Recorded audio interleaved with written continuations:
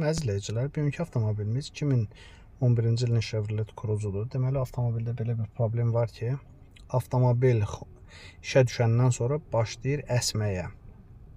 İndi xoda salacaq və xəta kodlarına baxacaq.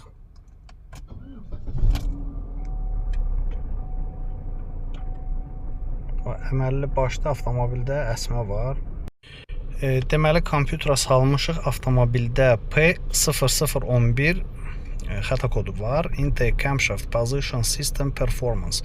Deməli, bu alışma sistemində nasazlığı göstərir.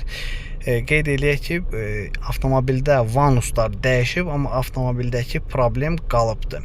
Deməli, avtomobilin mühərriki bilməm, kameraya düşür yoxsa yox, möhkəm əsir.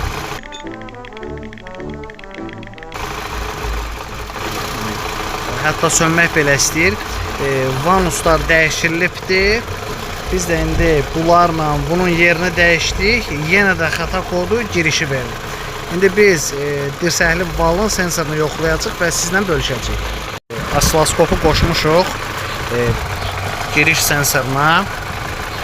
İlk baxışdan görünür ki, qəşəng impulslar gedir. Amma bir dənə problem nədədir?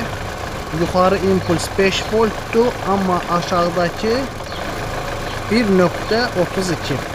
Mən özüm Tarix Nadir kitabını yarısına qədər oxumuşam, amma sənin dediyini anlamıram. Bizdə problem sensorun özündədir. Yəni doğru düzgün oxuya bilmir. Ona görə də bizdə bu xəta kodu çıxır. İndi onu dəyişəndən sonra yoxlayacaq və sizə göstərəcək.